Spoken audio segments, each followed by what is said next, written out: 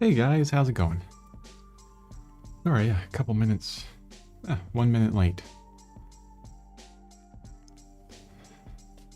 Still getting a couple things set up this morning. I tend to always want to mess with things too much at the wrong time. I'm like, hey, it'd be cool if I could add this to the my stream setup, and then something breaks as I'm working on it. But good morning, Thinker. Good afternoon, Ula.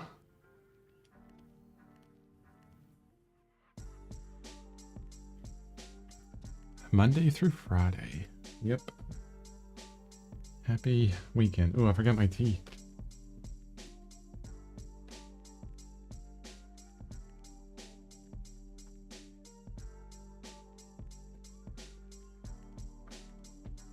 I hope the day is treating you guys well so far.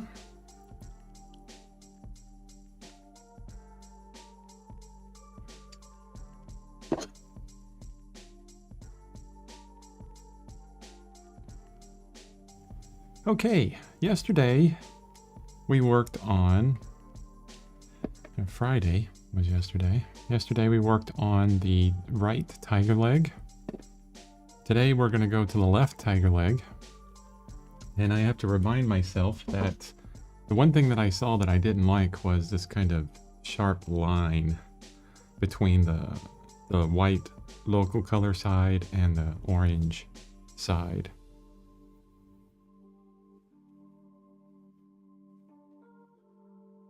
Yeah.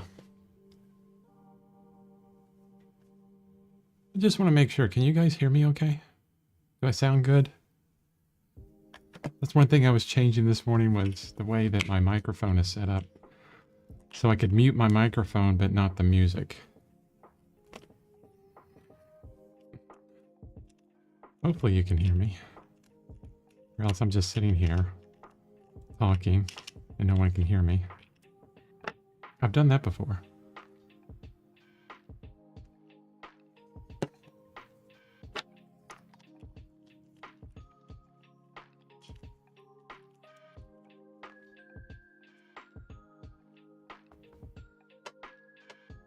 Actually, when I look at this stream, it looks like the levels are good. So I'm gonna say that you guys can hear me. If you can't, I'm sure that you'll speak up soon.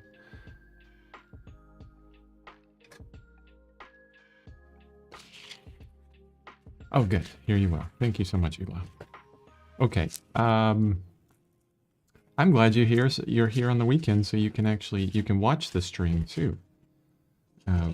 Thank you for tuning in while you're working. That's awesome. Love that. Okay, so I'm going to oil this area out real quick. And I'm using a brand new bottle of refined linseed oil. I actually had this sitting around, refined linseed oil. Wish it wasn't so bright with the labels.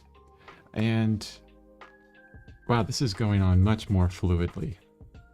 This is nice. This is what I'm used to as far as refined linseed oil.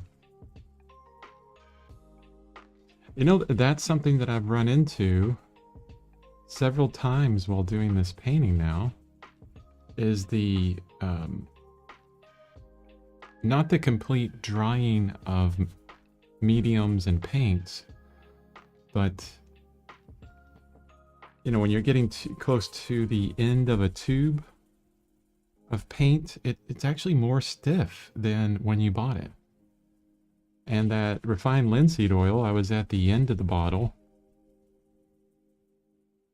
and it was coming out pretty thick. So, I mean, if you think about it, you can use that as an advantage if you wanted thicker paint or thicker refined linseed oil. You know, those are the points where you could use up all your paints to a certain point and then leave them in a tube so they would thicken up a bit, and then you'd have a color like that that's a thicker paint or refined linseed oil. Sound is good, Chris. When you finish the first glaze on the tiger, will you move to the background? Yeah, definitely. I I really want to get the background laid in before I start the last glaze on the tiger. And the last glaze will go really quick because there's only a couple things that I feel that that we need to fix, or that I need to fix that would be better. And I need to brighten this up a little bit for you guys. And I'm going to zoom in. It's going to be honestly, it's a crop in more than a zoom in.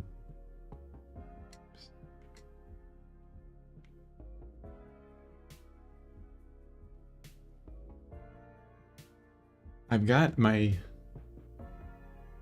new lens in. I just wasn't able to go get it yesterday. As soon as I get that lens on this camera, I'll be able to do that really quickly, like zoom in and out to parts just by rotating my lens just quickly, and that'll be really nice. Another update to the stream that will help you guys see what's going on. Okay, first things first, let's make up the darkest dark. Ooh, this ultramarine blue is just so thick.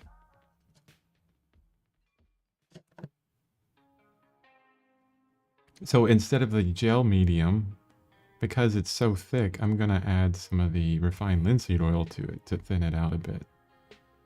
So using that more as a glaze than the solvent-free gel medium.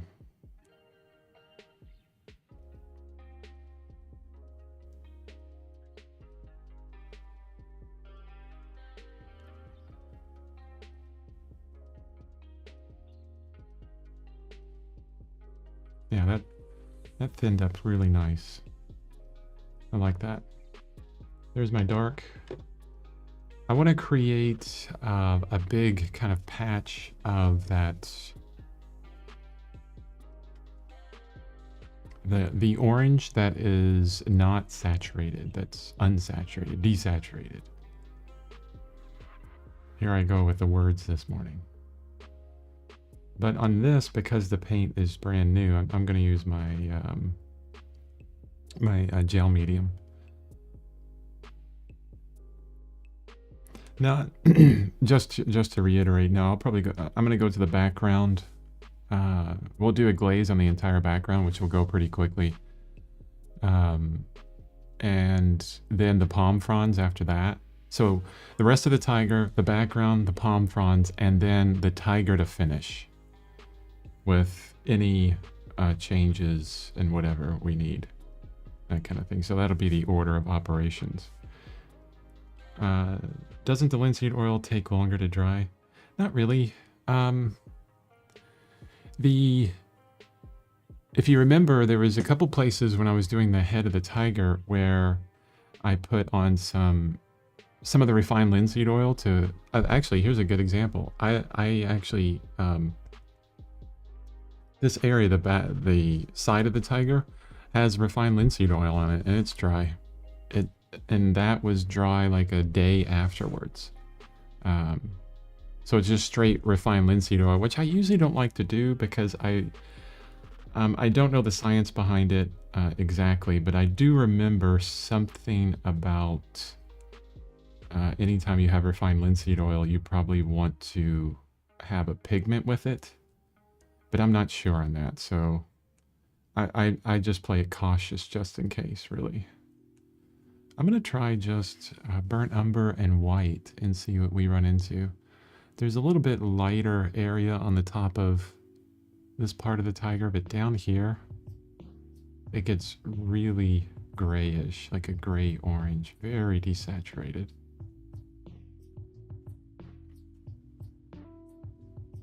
And this glaze is going on so much better.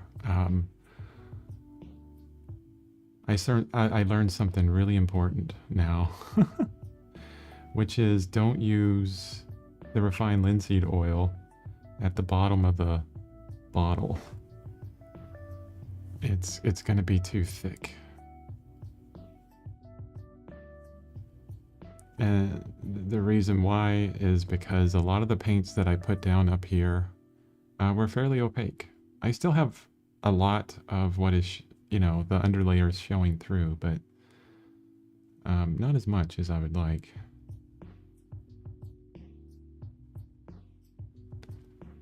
I could even, you know, bring in some of this blue I mixed up to gray this out more in places.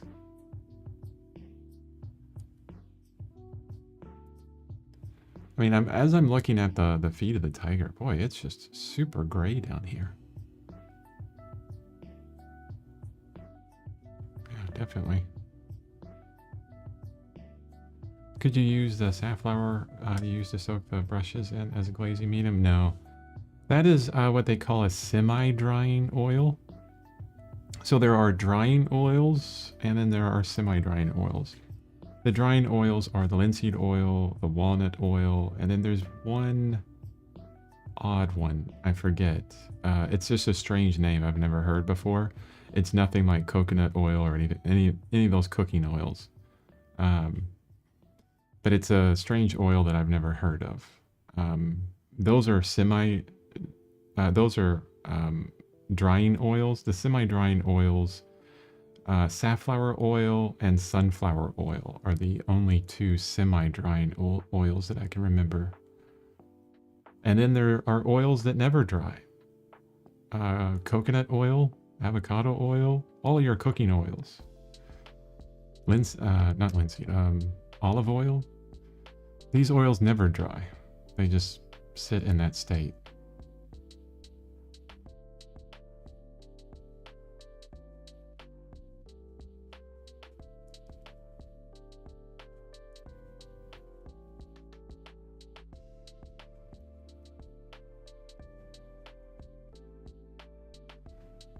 So I'm really just going over this, trying to bring down the saturation everywhere.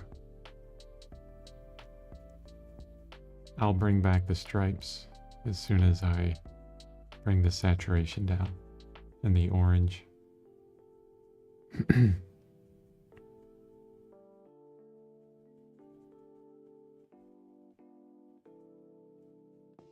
Keeping the strokes really loose, not making sure I don't get a lot of hard edges as well.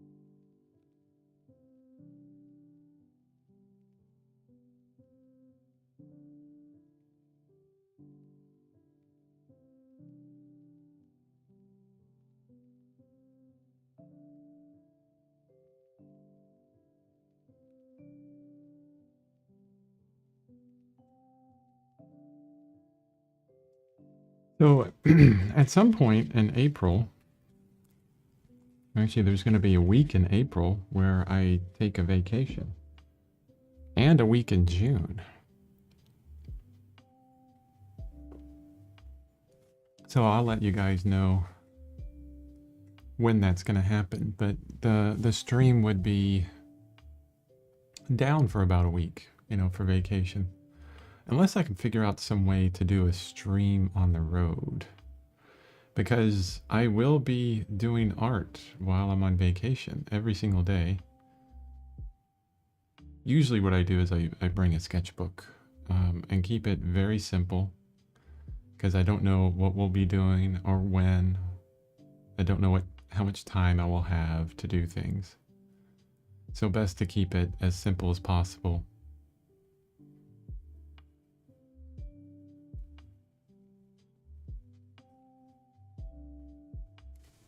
Because if you take your... Actually, this is one thing that I learned years ago.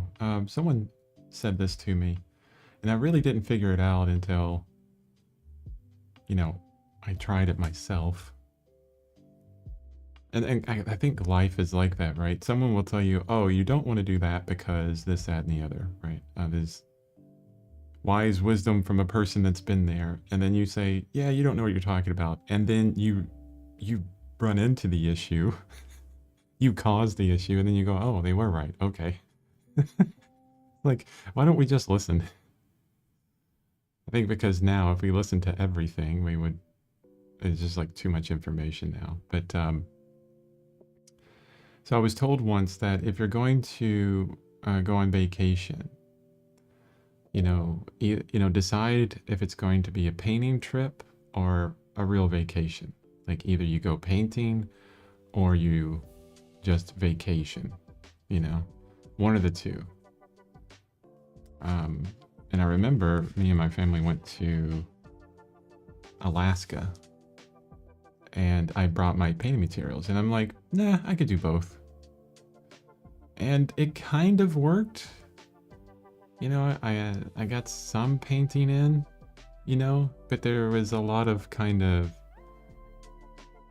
worry, like, oh, you guys want to go do this, and I'm going to do this, and how are you going to drop me off and pick me up, because I'm going to be sitting at this random riverside for 3 or 4 hours trying to make a painting, this kind of thing. And it was too much more than it was worth.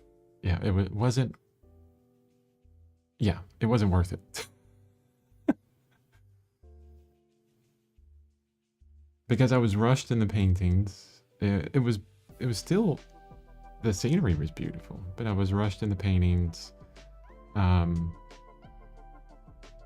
It was hard to travel, especially flying, after 2011 with any kind of tubes of liquid or some kind of thing. Not so good. So now, there are times when I've taken just painting trips and I go out and it's just me and maybe my wife. Actually, no, she's never come on to a painting trip with me because she knows, okay, he's just going to be sitting in one place for hours. That's boring. I don't want to go with that. Which, makes sense, right? And that's worked out a lot better. So all of my vacation trips, I just bring a sketchbook. And usually what I do is whatever hotel we're in that night, I draw lamps. I love all the different lamps in hotel rooms. I have a huge collection of lamp drawings in my multitude of sketchbooks. It's kind of fun. One day I should go back and create, a post on my website of all of those drawings collected. My hotel lamp drawings. And we do a lot of bed and breakfast. So a lot of times, you're painting lamps in other people's homes. That gets even more interesting. Okay, I'm just kind of putting down some paint here. Really trying to get these colors to where I want them to be. Getting a lot of optical mixtures going on here, so I'm leaving a lot of what's in the background, but just adjusting it with the glaze. Still trying to create strokes that are against the form, that go across the form and create volume.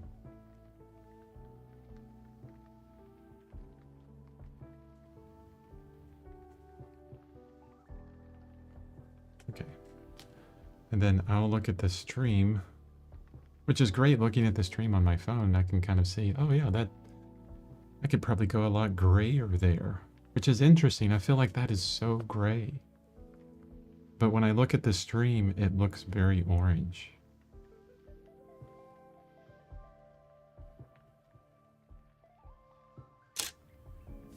Oh, and there's my palette camera device to cut off. That new camera's coming in too. Spending way too much money on my stream. Okay, let's see how gray we can go. This gets into the color temperature and harmony within color idea. Well, yeah, it's more about color relativity than anything. Because that looks so orange because we got green on the left-hand side and then gray on this side. I bet you if I took this same orange and put it up, you know, on the tiger's head, it'd probably be one of the grayish looking oranges. But because it's down here, we have to go with, you know, the relative idea of things. So I'm just going to put as much gray as I can on here to really bring this down. And maybe some, you know, just blues. When I get into this darker kind of patch, it's a bit more blue, which is the complementary to orange. And will, you know, desaturate any orange. So if I put kind of some blue areas around here, that will mix in your eye optically and make it look a bit more gray. I'm trying not to cover up the stripes that were down here so I can know where to put them again.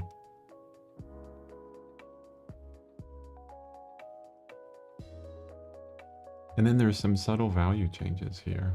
I need some green actually, because we're down in this area where there's a lot of foliage, and there's going to be some of that green reflected.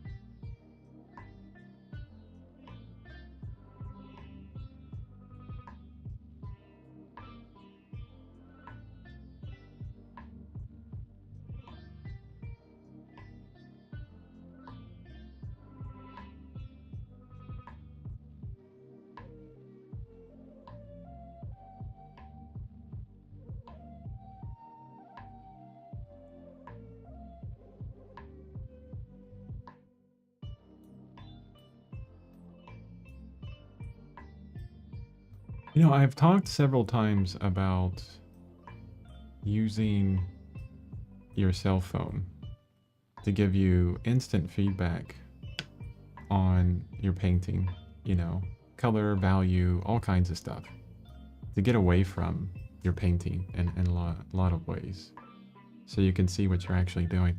But as I look at the stream, as I'm watching it, I'm realizing that it's even more powerful. Especially, I'm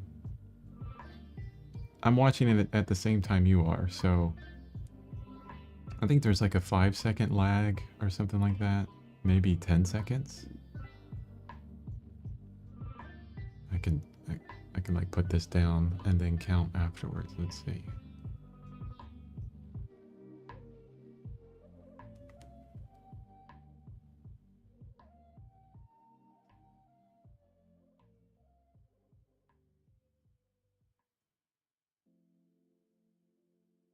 Yeah, it's about 10 seconds lag. But what's really nice about that is being able to kind of see what I put down, how that changes almost instantly everything else around it. Yeah, it's got like it's 10 seconds behind, so I can see. Okay, did Chris from the past, you know, like 10 seconds ago, do the right thing? Oh, I did. Okay, great. That's really cool, actually. That's one thing I would have never thought could happen with this stream. I'm putting in this little bit of a light area here. It looks like some of the sunlight is touching the leg down here. Still a very grayish looking orange, but not as much as we have further down on the leg. I'm gonna lighten it up just a bit.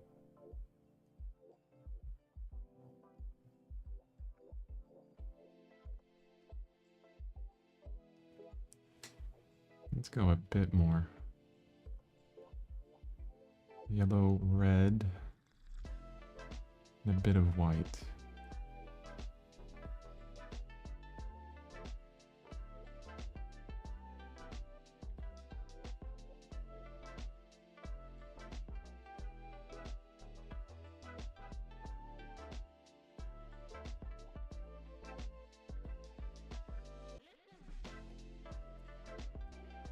As I'm working down there, I see this kind of a splotch of light color up here that I want to change the edges on.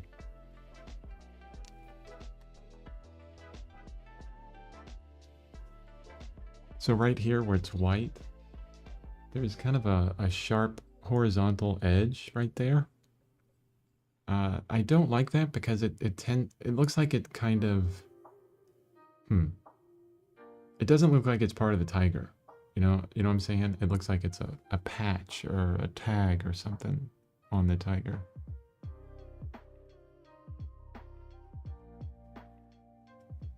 So I want it to flow with the body a bit better. Very easily do this.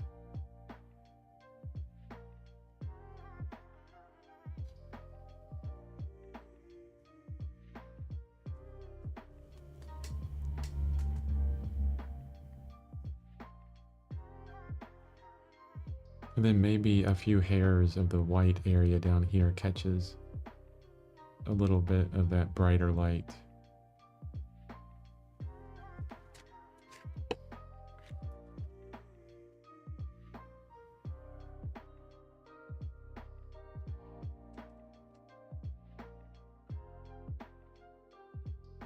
Yeah.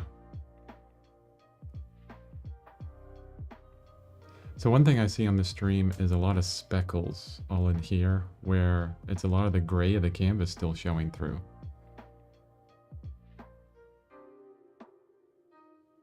So I'm gonna actually add a little bit more, because I don't think I glazed up here, or didn't oil out up here. Add a little bit more of my refined linseed oil, which is going to move some of this paint around because that's some wet paint up there, and that's fine. But I'm going to go back in with some of the wonderful colors that are part of that area of the reference, which if you guys want me to, I can go over and zoom in on the reference. Just realized it's zoomed really far out.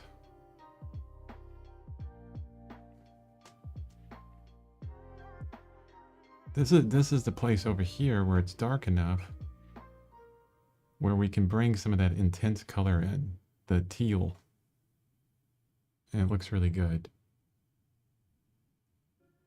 Ooh, that's like a really deep teal there. It's nice.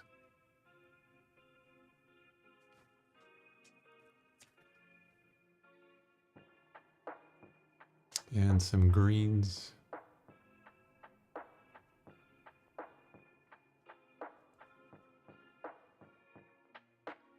And on the reference, I see some magentas. I remember adding a lot of magentas in some of these darker areas, and it really sets off some interest down here as well.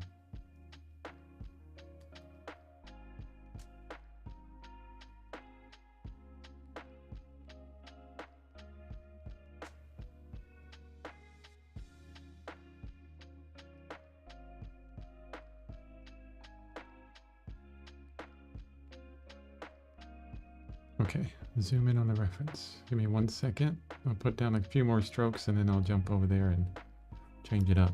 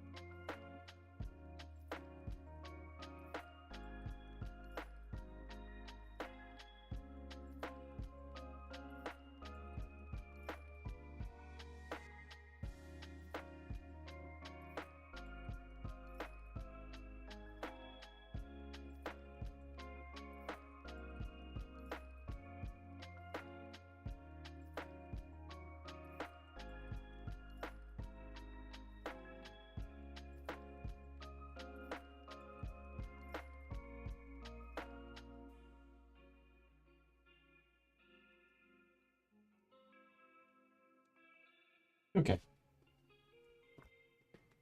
Much better. You guys can see some of that detail, which is important. You know, being able to see what I'm talking about.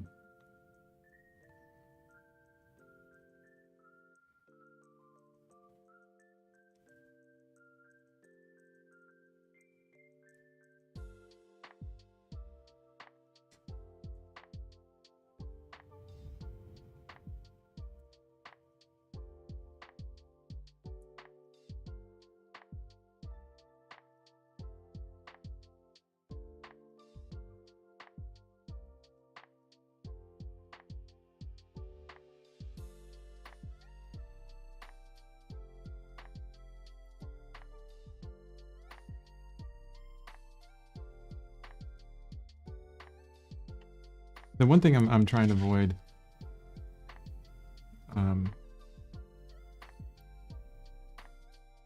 that I did with this right side is this kind of sharp line. Still waiting. I'll wait for that to dry before I fix it. It's kind of like one of those things I'm noting down and I'll fix later.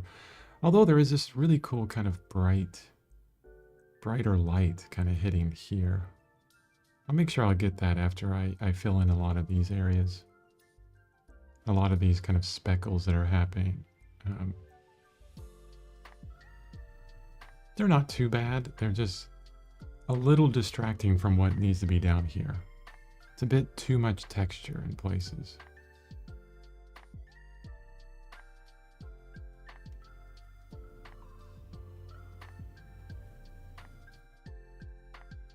And I just need to get the right value for these areas and just kind of focus on those speckles.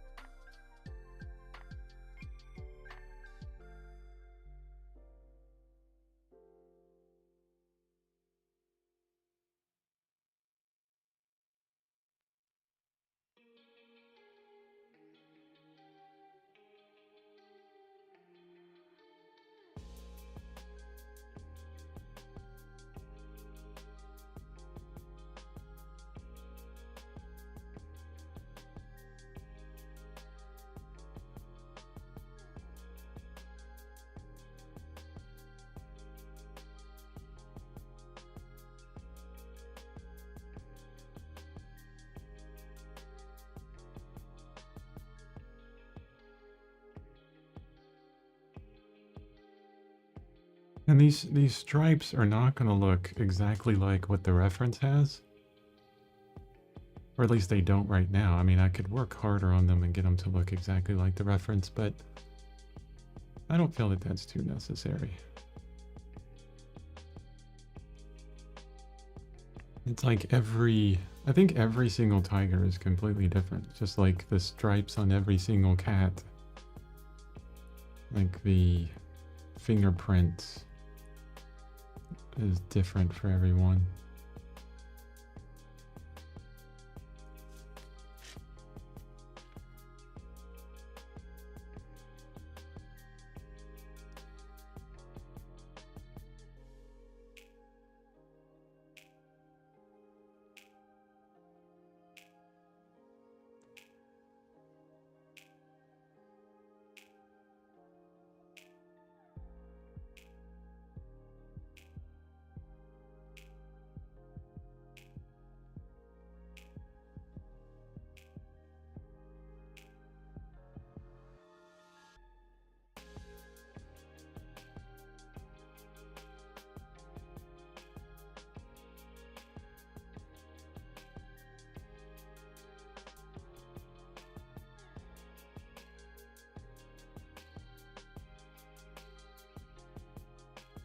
So when you guys go on vacation, have you ever taken your art supplies and done either a painting trip or a drawing trip or anything like that?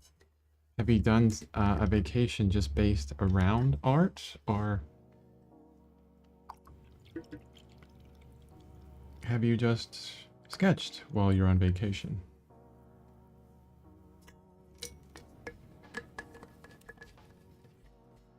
That's something that I had to think about when I was defining my future life 10 years ago with daily art. And I was like, well, what about when I go on vacation, you know?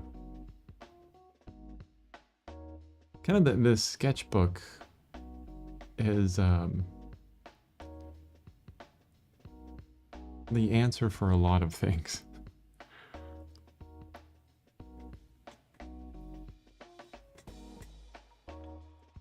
Which is fun.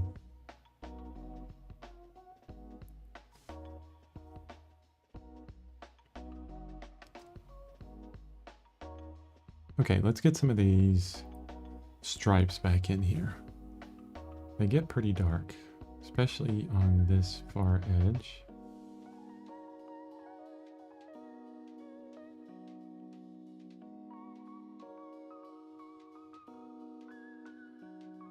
That's one thing I've learned while painting this tiger, is that on the legs, almost every tiger that I've seen, and we looked at a lot of reference images, the legs don't have a lot of stripes.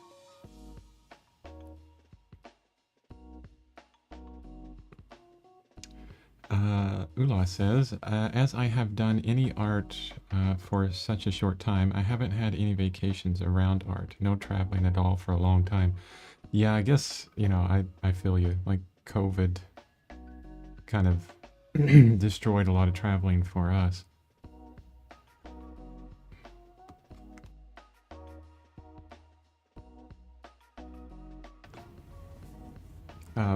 Of course, you're traveling, not traveling doesn't have to be COVID related. I just, you know, sorry for the assumption there, but that's one thing that's affected me a lot.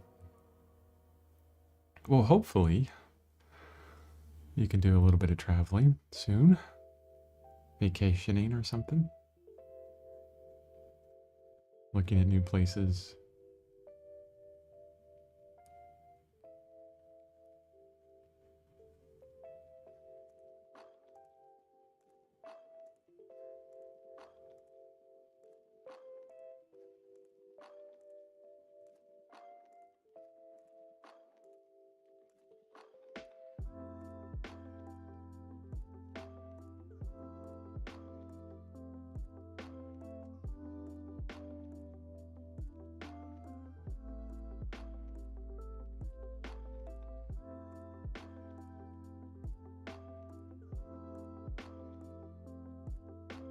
I've never gone on art trip, just plain air in the local area. Oh yeah.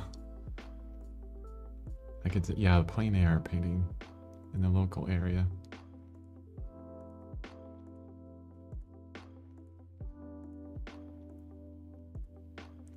Yeah, nothing where you're staying like overnight at. You just kind of find a park close and go do some painting. That's always a lot of fun.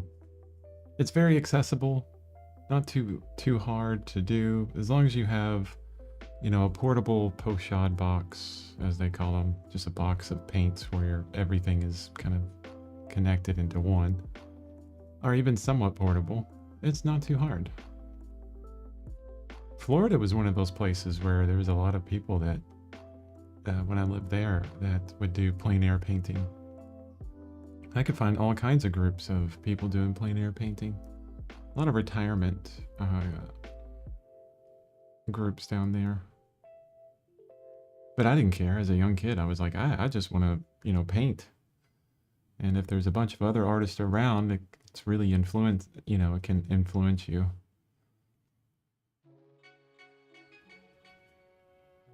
Need to make up a lot more color right now. Running out. Basically making up a gray here.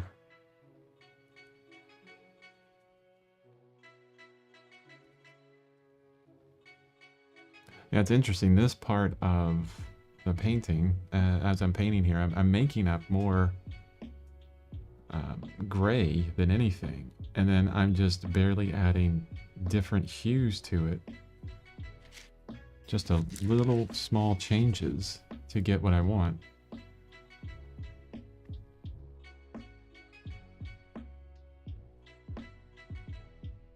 I'm going to bring in this kind of white area that you see. It's a bit of a stripe that goes straight down here on the reference.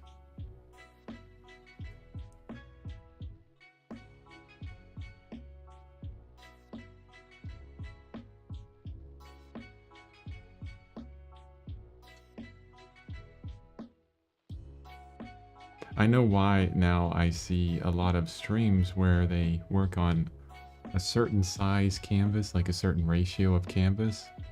It's because it fits on the stream really easily. You don't have to zoom in and out. You know, of course, I got this long painting, very detailed, so I got to move it around. Especially when I'm moving, you know, faster in larger areas, which is good. I like moving, you know, faster down here, you know, feel a bit more accomplished.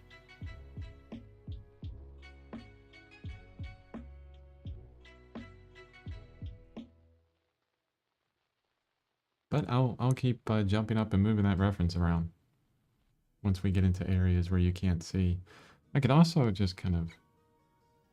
Oh, my full reference image needs to be moved around as well, so maybe I can do that. Yeah, that's gonna have to be part of my preparation for the stream, honestly. Where I identify what I'm gonna work on and then set up all the different scenes for that.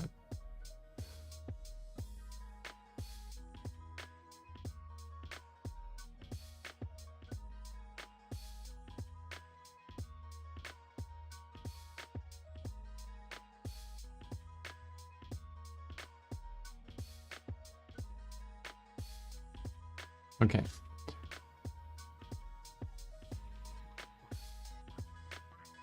I need more of the stripes in, but they get...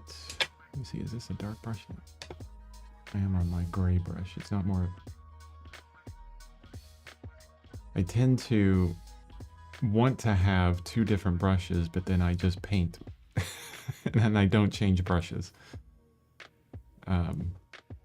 So my dark brush becomes my light brush and blah, blah, blah. But down here with all the grays, it's not going to matter too much. It's,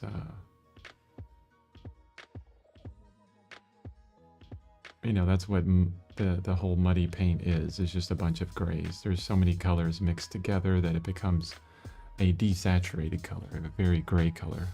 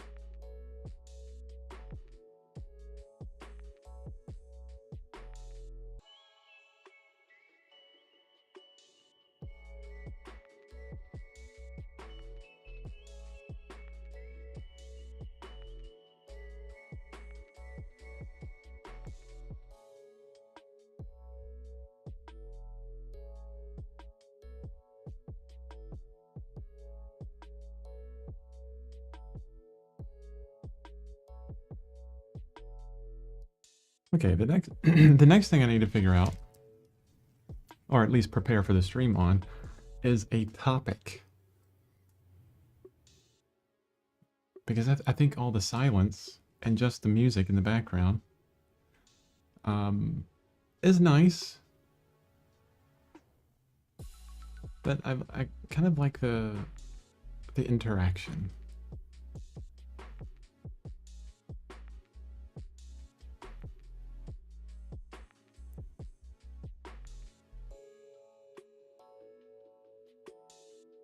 Well, I really like the interaction. I don't kind of like the interaction.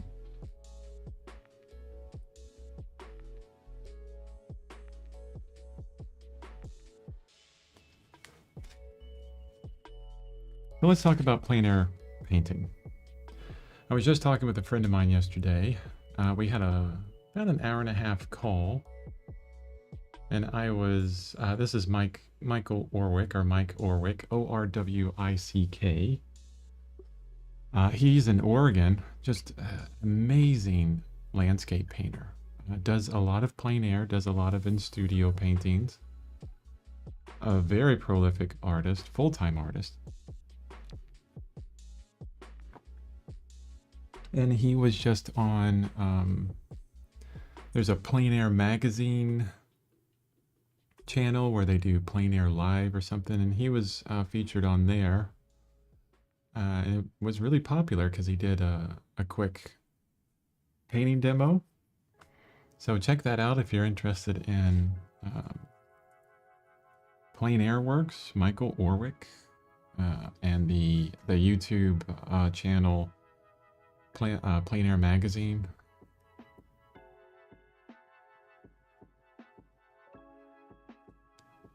You probably have, I mean, if you're on YouTube and you watch a lot of painting stuff, it probably has popped up a few times. You know, YouTube suggesting that to you. But you can check that out. But plein air is like kind of the Wild West of painting. It's very exciting. And when I say Wild West, I mean, you know, you don't know what's going to happen or what you're going to get. You know, you may start out and the weather's great, and then you get to your location and it's turning not so good. And the weather has a lot to do with it. I mean, you know, and I'm in Seattle, or close, well, I'm in Tacoma, which is south of Seattle, but we get the same weather. In the wintertime, you know, it tends to be really rainy and gray all the time. It's still rainy and gray now. Spring, fall, and summer, it's absolutely beautiful out here. But don't tell anybody that. That's what these Seattleites say. They're like, oh yeah, it's terrible out here, I swear. But there is a lot of gray. There is a lot of gray. Most of the time, or a lot of the time. So that's really tough to deal with. But Mike in Oregon seems to be doing just fine with the plein air painting. He'll go out in all types of weather. I like watching James Gurney as well. He does a lot of gouache and watercolor plein air. And he's out in every single weather. Him and his wife just go paint whatever the heck they want. It could be, you know, below zero, and he's out there painting.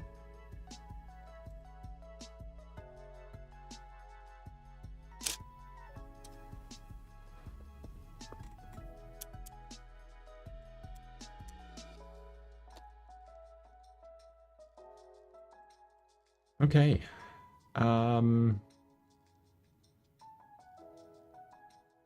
That's looking okay, I would say. There's a couple things I don't like about it. These two stripes right here, I really don't like at all.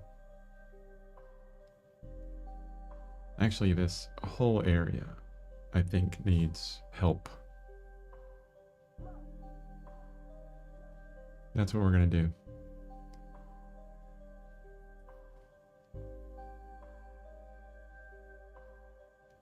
Yeah, the delay between sending a comment and you receiving it is frustrating. Many times I'll type something and you've moved on to a different topic. Maybe we could figure out a test to see what the lag really is. Well, it's 10 seconds actually. So, but then you know, I'll ask a question. It takes 10 seconds to reach you. And then, you'll probably take some, maybe 10 seconds or 20 seconds or 30 seconds to type out something or think about it. And then 10 seconds to get back to me. It's like, you got to wait a whole minute for something like that. And I don't see a way to change it anywhere. And it's honestly, I don't think it's something I want to change, because there has been a few times on the stream where I'll get, someone on here that's advertising live nude girls or something. It's really annoying. And I need that lag in order to cut the spam off. And I fear like someone shows up and just wants to troll the stream. And you have to have the time to delete those comments and do other things. The bigger I get, I'm sure those things will happen, because the bigger channels have moderators and things where people have to watch the rules and make sure people, everyone else kind of stick to the rules, or else it would just be pure chaos. I'm sure at some point, maybe my stream will get big enough where I have so many people in here that there's no way I could do what I need to do and manage a stream at the same time. So I'd have to hire someone to do that.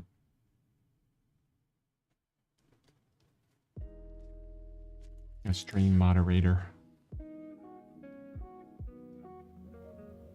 So what I'm doing here, yeah, so sorry about that, Thinker. There's no fix for it. It's just probably the best thing for me to do is just be patient, and deal with the silence for a little bit. Ask the question and patiently wait for it. Breathe.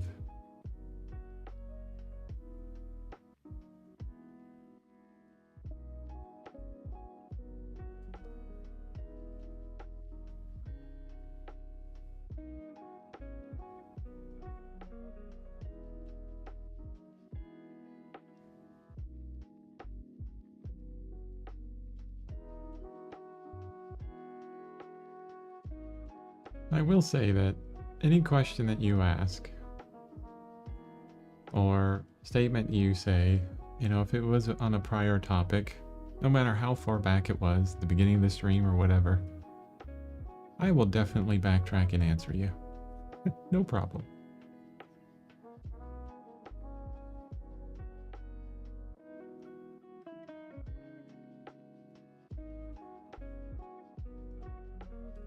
I'm basically removing these stripes over here, honestly.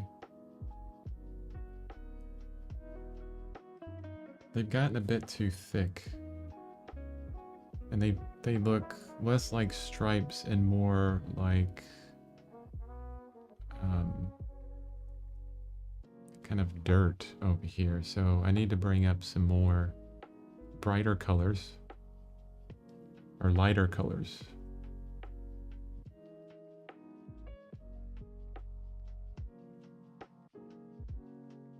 Really subtle changes in these values and hues.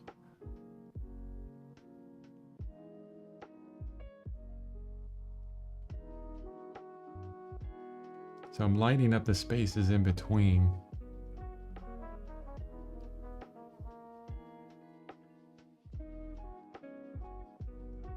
So I can get some more clarity on those stripes.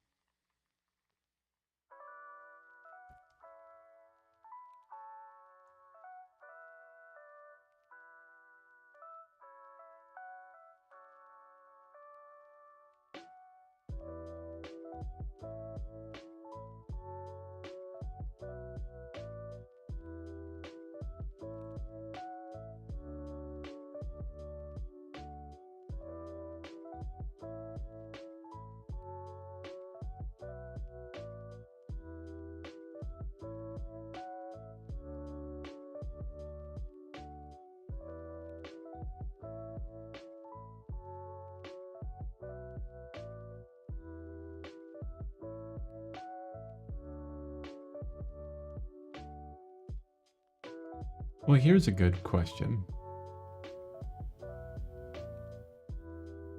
Something that could help me out and make this stream a little bit better for you guys is, are there any other creators on YouTube or any other places like Twitch or Facebook that have okay, so back to plein air. Yeah, okay, I'll stop that question. That's totally cool. I seem to paint a lot slower than other people in the group. Plein air is faster than studio, but not as fast. And uncontrollable. And watercolor, oh geez. Yeah, speed is the thing, right? Because you only have 2 hours before the light is completely different.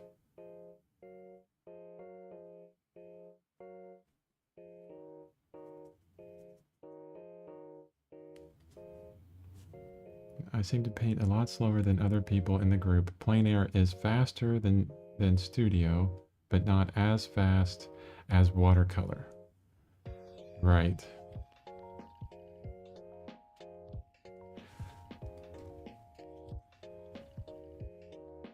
Now I understood.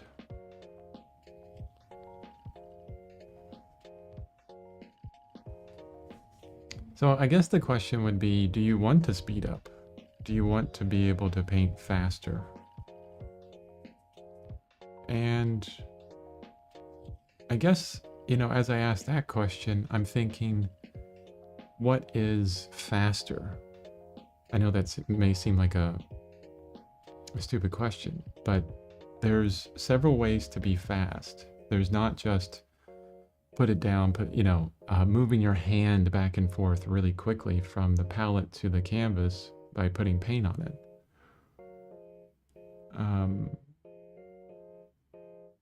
Fast could happen with efficiency, with the the kind of order of operations that you use for putting paint down on the canvas.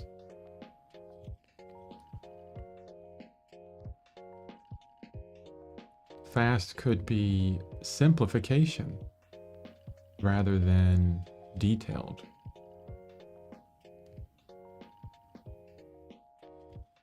So there's a lot of different aspects that can make the painting go, let's say make the painting develop faster, but you're not necessarily working faster.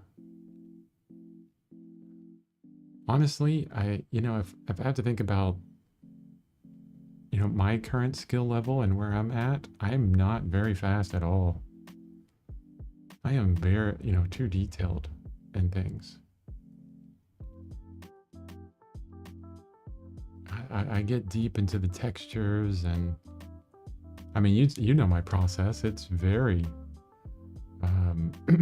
labor intensive in some instances. I usually end up taking a photo and finishing in the studio. I really don't want to paint fast. I avoid watercolor like the plague. Yes, me too. I enjoy gouache though, go figure. Well, gouache, I like gouache too, but it's so different than watercolor. Watercolor it's a completely different beast than gouache. So I agree with, your feeling there. Gouache is one of those things where it's thick, like oil paint. You put it down and it stays. Well, it doesn't really stay. You can move it around, kind of like oil paint. Watercolor has a whole different set of rules. Gouache is opaque, watercolor is transparent. Yeah, I mean, well, I guess the caveat here is, regardless of the material that you're working with or the medium, if you wanted to do better watercolors, it would just take practice, and it would be best to practice not while doing plein air, but in the studio when you could take your time and learn, rather than adding on the extra challenge of having to be fast in it as well. All right, I'm going to try and put this one stripe back.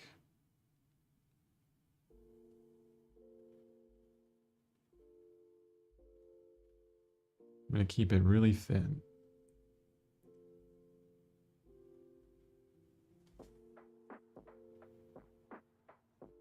Yeah, that's looking better. I might delete those other two stripes, honestly. Maybe I'll put one of them back, but not the other. So let's think about how we can improve the speed at which a painting develops. And this is actually a really good topic to have because it's something that I need to work on. I've taken up using smaller canvases, which speeds me up a bit, but then I keep trying to include too much in the composition. We've identified one of the things that actually that was the first thing that I was going to kind of go for. Simplifying your composition right away.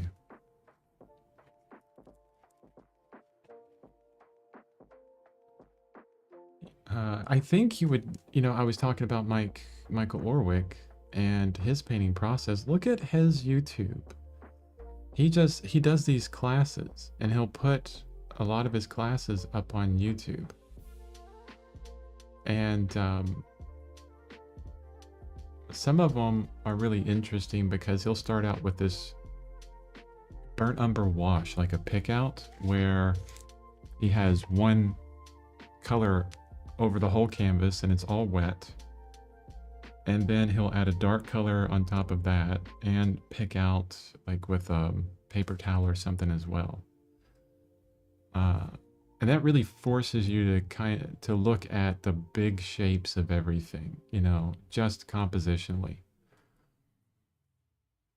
I don't know what exactly he does after that because I don't get deep into those paintings yet. If I was planning on doing a bunch of plein air painting, I would be looking at a lot of his work and his process and copy it like exactly. Because he works really quickly and he's got this kind of method where you can get, the understanding of what's there. And then the rest of the time is kind of refining what is already done.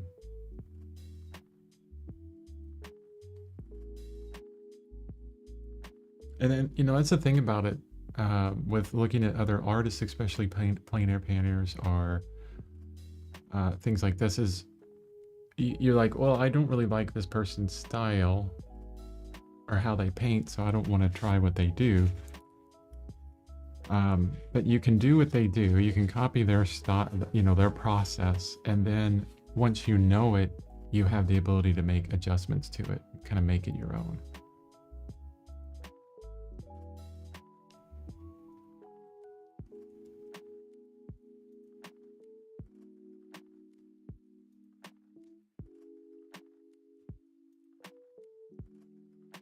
Oh, yeah, you got a site, but not an opportunity to. Okay, cool.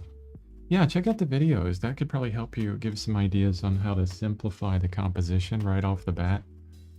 And really make life easier for you as far as that's concerned.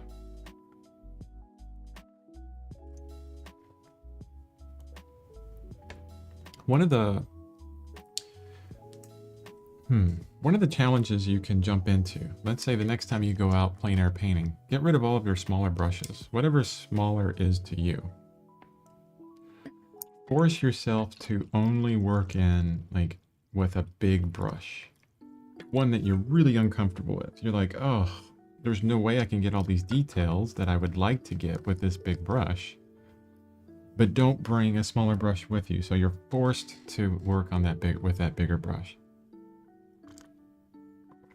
And as I say these things, these are things that I need to do as well to really speed up my process.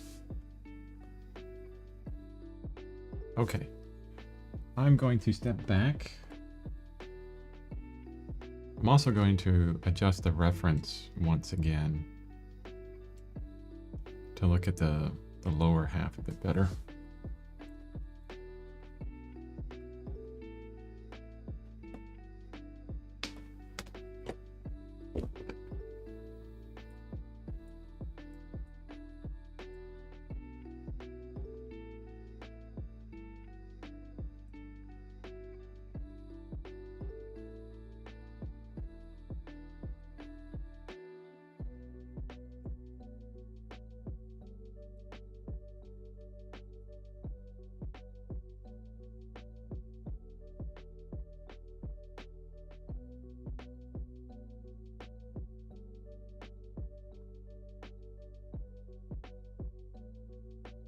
Okay.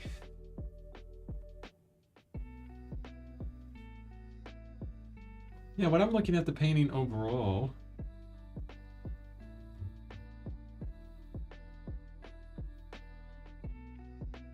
it's looking pretty good. Let's do the cringy camera thing where I move the camera around, so you can see the entirety of the painting today. So bear with me. We're going to go on a roller coaster ride. You'll get to see some of the studio.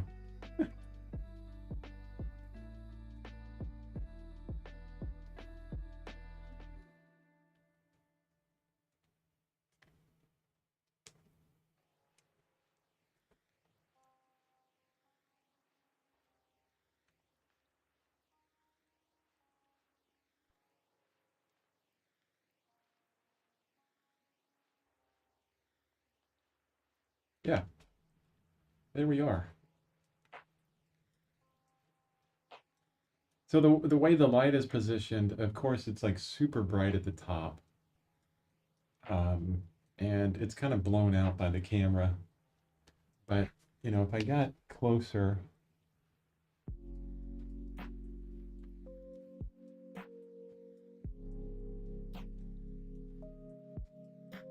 there you can kind of see the detail in the head.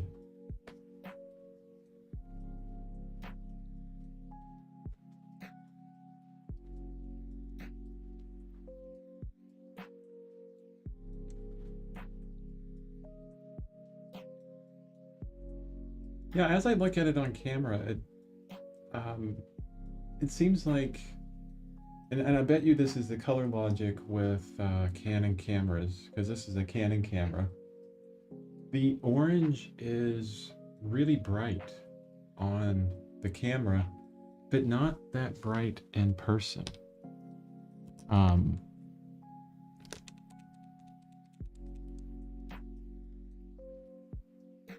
Which is really interesting. You know, something I have to think about all the time is, you know, how accurate is that image to the real painting? And, you know, yesterday, for the stream opener, I put up a new image. So let's go back to the opener real quick. So I put up this new image, and before I took a picture of that image, I actually got out a color checker card and took a picture of that first and used that to create a profile that would get the correct color for, you know, the painting itself. And that really helped out a lot. So what you're seeing here, and of course that was, you know, yesterday. What you're seeing there is really accurate to what I see in front of me as far as the colors are concerned. And I think when you take photos of your work, that's really important.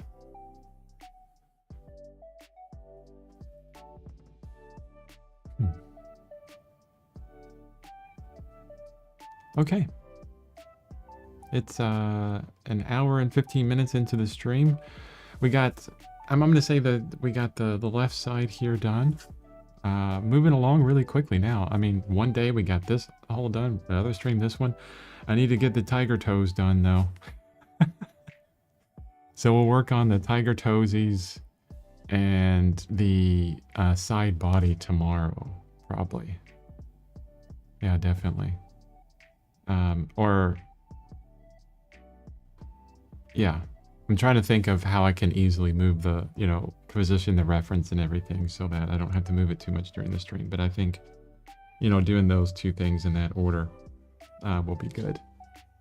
And the side body is definitely really orange. It's still orange here. It's super orange compared to this leg now. So I may have, tomorrow while I'm doing the toes, I may do, maybe gray this out a bit and probably fix that sharp line that you see here.